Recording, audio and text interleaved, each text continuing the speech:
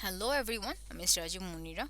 আর আমি আজকে যে টপিকটি নিয়ে কথা বলবো, এটা আপনারা টাইটেল দেখেই বুঝতে পেরেছেন যে আমরা কথা বলবো আজকে how to generate ideas for blogs.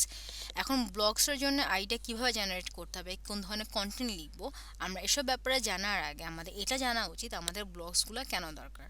এখন আপনার যদি অনলাইন কোনো বিজনেস হয়ে থাকে বা আপনার যে কোনো লোকাল বিজনেস হয়ে থাকে অথবা আপনার যে অ্যাফিলিয়েট মার্কেটার হয়ে থাকেন, আপনার তো ওয়েবসাইট থাকা মাস্ট।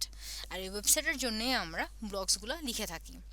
এখন why do we need those blogs, আমরা ব্লগসগুলো কেন লিখে থাকি?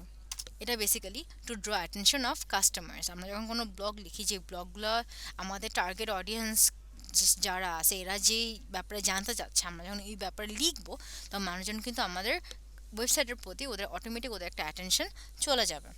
এরপর হচ্ছে মানুষকে অ্যাওয়্যার করা, মানুষকে আমাদের সার্ভিসের ব্যাপারে অ্যাওয়্যার করা, আমাদের প্রোডাক্টের ব্যাপারে অ্যাওয়্যার করা, যে আমাদের প্রোডাক্টটা কী করতেছে বা আমরা কোন ধরনের সার্ভিস দিয়ে যাচ্ছি বা কোন ধরনের সলিউশন আমরা মানুষকে দিতে পারতেছি।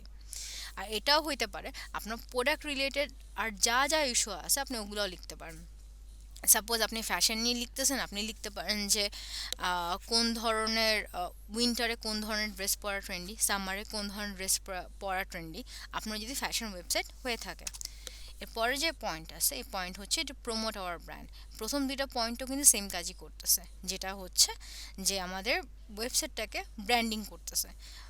ব্লগ লিখা, ব্লগ পাবলিশ করা is a part of content marketing বা ডিজিটাল মার্কেটিং।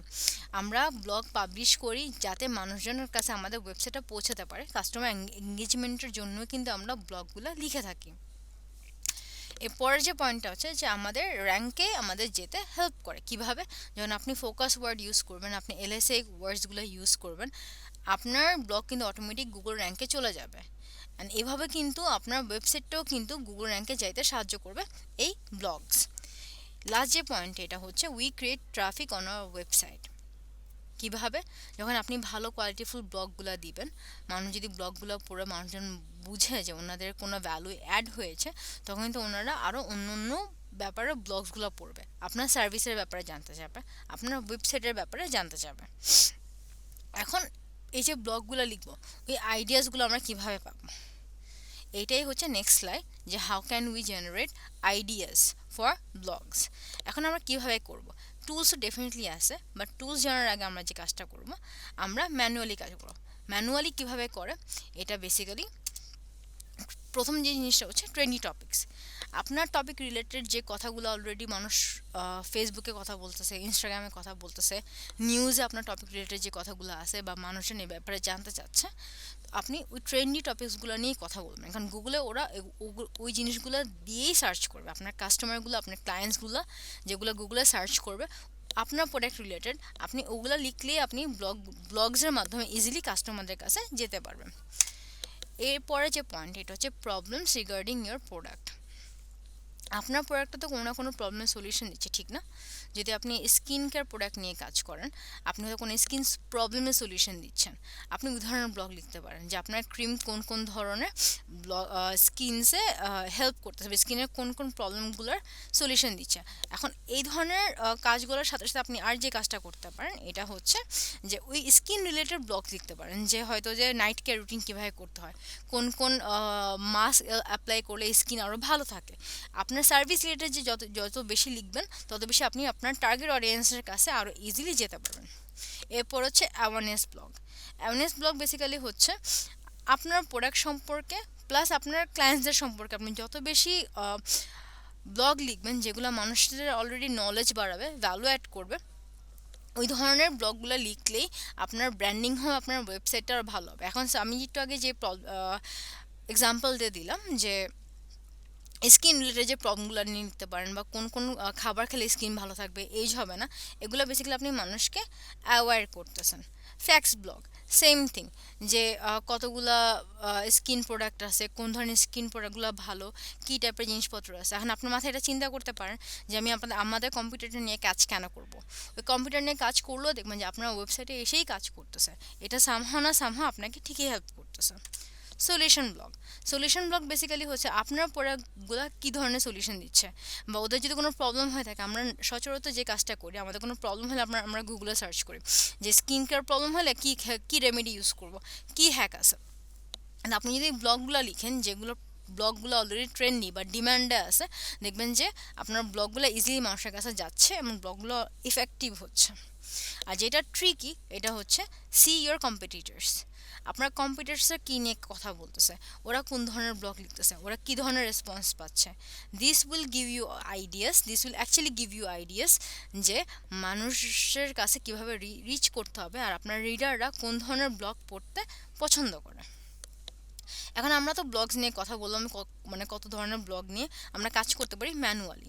এরপরে যেটা নিয়ে কথা বলি এটা হচ্ছে কোন ধরনের আমরা টুলস ইউজ করতে পারি, idea generation tools. Idea generation টুলের মধ্যে নাম্বার 1 যেটা আছে এটা হচ্ছে কিওয়ার্ড এভরিওয়্যার। মানে কিওয়ার্ড এভরিওয়্যার যে একটা ক্রোম এক্সটেনশন, আমি আপনাদেরকে দেখাচ্ছি, ওয়েট। এই যে এটা হচ্ছে কিওয়ার্ড এক্সটেনশন। এখন আমি যদি গুগলে কিছু সার্চ দিই, সাপোজ আমি সার্চ দিলাম হেলদি ফুড, আমি হেলদি ফুড দেওয়ার সাথে সাথে কিন্তু আমার এখানে অলরেডি কতগুলি আইডিয়াস আমাকে দিয়ে দিচ্ছে যে মানুষ এগুলো লিখে সার্চ করতেছে, আনহেলদি ফুড, হেলদি ফুড, তারপরে হচ্ছে হেলদি ফুড অপশনস নিয়ার মে। যদি আমরা যদি স্কিন সলিউশন লিখি, দেখেন ক্লিনিক্স তো আসেই, সাথে সাথে কোন ধরনের স্কিন সলিউশন নিয়ে কাজ করি, এই যে স্কিন সলিউশন লিমিটেডে ওরা কী ধরনের স্কিন কেয়ার প্রোডাক্ট নিয়ে কাজ করে ওরা কিন্তু এগুলো নিয়েও লিখতেছে। তো বেসিক্যালি আপনাকে যেটা আমি অলরেডি এস্টাবলিশ করেছি যে আমরা আমাদের সার্ভিস রিলেটেডই কাজ লিখবো। এই যে আপনাকে কসমেটিক স্কিন সলিউশন ডার্মাটোলজি, আপনাকে এগুলো কন্টেন্ট দিয়ে দিচ্ছে, কিওয়ার্ডগুলো আপনাকে বেসিক্যালি আইডিয়া হেল্প করতে সাহায্য করে। এর পরের যে পয়েন্ট এটা হচ্ছে সোলভ হচ্ছে আরেকটা কিওয়ার্ড টুল, যে কিওয়ার্ড টুলটা আপনাকে বিভিন্ন ধরনের এলএসএ কিওয়ার্ডসগুলো জেনারেট করতে হেল্প করবে, যেটার মাধ্যমে আপনি আরও আইডিয়া পেয়ে যাবেন। আমি যদি এখন সোলভ লিখি, এই যে আমি এখানে হেলদি ফুড লিখি, হেলদি ফুড না লিখে হেলদি ইটিং হ্যাবিটস লিখি, সি এই যে healthy eating habits for kids, healthy eating habits for lesson plans, healthy eating habits for teens. আপনি এখানে কত আইডিয়া লাগবে, সব আইডিয়া আছে। আপনি অ্যাটলিস্ট এই কাজটা হেল্প করতে পারবেন, আপনি পুরো 2 মাসে একটা কন্টেন্ট প্ল্যান করতে পারবেন, লাগলে প্রায় 3 মাসে একটা ভালো ভালো কন্টেন্ট প্ল্যান আপনার মাধ্যমে করা সম্ভব যদি আপনি এই টুলসগুলোর সাহায্য নিয়ে থাকেন। বা শুধু টুলসও না, আপনাকে ম্যানুয়ালও চিন্তা করতে হবে, আপনার সোশ্যাল মিডিয়ার হেল্প নিতে হবে, আপনার সব জায়গারই হেল্প নিয়ে কিন্তু আপনার ফাইনালি একটা ইফেক্টিভ কন্টেন্ট প্ল্যান আপনি বানাতে পারবেন।